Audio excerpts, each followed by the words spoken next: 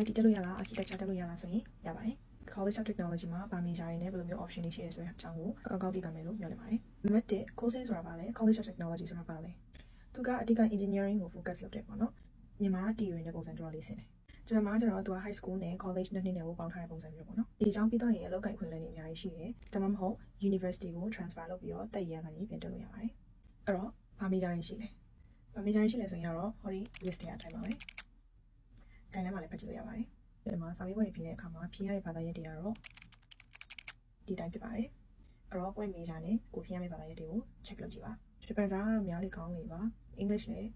တက်နေတယ်များအကောင်းဆုံးလုပ်ထားပါ architecture အတွက်ဒီလိုမျိုးလေးရထားပါတယ်အဲ့တော့ architecture မှာဆိုရင် Holly နဲ့ပဲသင်လို့ရပါတယ်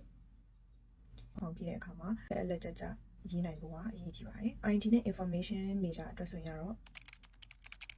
အဲ့တော့ဒီနေ့2029မှာရှောက်ဖို့ပြင်ဆင်ထားတဲ့သူတွေရှိလားဗာမေဂျာကိုတက်ချင်ကြရင်လည်း comment မှာရေးပေးတော့ပါနော် application form ခေါ်နေတဲ့ကာလာဆိုတော့ဒီဗီဒီယိုကို save လုပ်ထားလိုက်ပါအောင် good luck နောက်ဗီဒီယိုမှာပြန်တွေ့ကြပါမယ်တတာ